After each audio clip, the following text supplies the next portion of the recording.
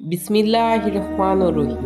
সব প্রশংসা একমাত্র আল্লাহ তাআলার, যিনি আমাদের সৃষ্টি করেছেন, আমাদের জীবন দেন, আবার মৃত্যুও দেবেন, আর একদিন আবার উঠিয়ে দাঁড় করাবেন বিচার দিবসে। আজ আমরা এমন এক বিষয় নিয়ে কথা বলবো যেটা শুনলে হৃদয় কেঁপে উঠবে। সেই বিষয়টা হলো জান্নাতে কারা প্রথম প্রবেশ করবে। কিয়ামতের দিন সূর্য মানুষের মাথার এক হাত ওপরে থাকবে, মানুষ ঘেমে ভিজে থাকবে, কেউ বা কোমর পর্যন্ত, কেউ বা গলা পর্যন্ত। সেই সময় মানুষের হৃদয়ে শুধু ভয়ই থাকবে। প্রত্যেককে বলবে, হাই, আজ যদি আমি মুক্তি পেতাম, আজ যদি আমি জান্নাতে যেতে পারতাম। কিন্তু আফসোস, সবাই তো আর জান্নাতে যেতে পারবে না। তখন কেউ কেউ জান্নাতের পথে যাবে, আর কেউ কেউ জাহান্নামের পথে যাবে।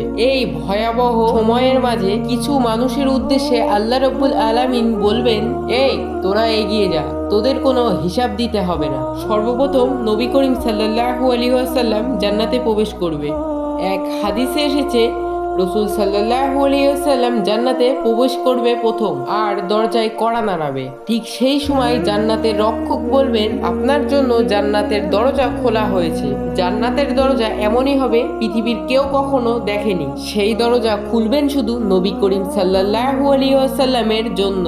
তারপর সেই দরজা দিয়ে প্রবেশ করবে নবীজির উম্মতের কিছু মানুষ। তারা হিসাব ছাড়াই জান্নাতে প্রবেশ করবেন।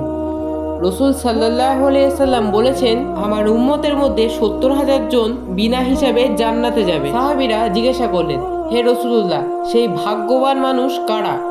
তিনি তখন ওই সাহাবীর উদ্দেশ্যে বললেন, তারা সেই মানুষ যারা তাওহীদের উপর দৃঢ় থাকে, ঝাড়ফুঁক করে না, তাবিজে বিশ্বাস করে না, আল্লাহর উপর পূর্ণ ভরসা রাখে। এই সেই মানুষ যারা আল্লাহর উপর ভরসা করে, যেভাবে একটা শিশুর মায়ের উপর নির্ভর করে, আর যারা আল্লাহর রসুলের প্রতি অনুগত করে। ঠিক নবীজির পাশে থাকবে শহীদানরা।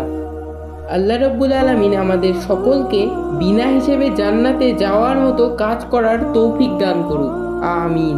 এইরকম আরো অনেক ইসলামিক সত্যি কাহিনী পেতে আমাদের চ্যানেলটিকে সাবস্ক্রাইব করুন।